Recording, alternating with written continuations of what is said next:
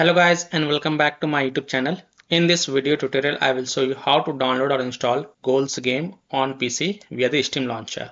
So without wasting time, here follow the steps very carefully. Now please take a note, this game is free to download. So here follow the steps. So open Steam, go to store and in search the store search for Goals and then click on Goals game.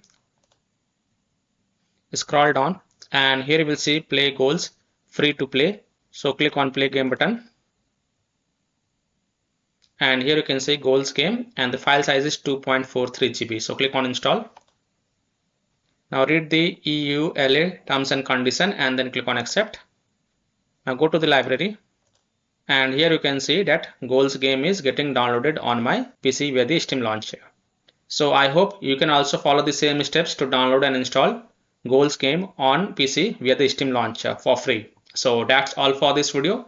If this video helped you, then please like and subscribe to my channel, share this video and hit the bell icon to get the latest updates.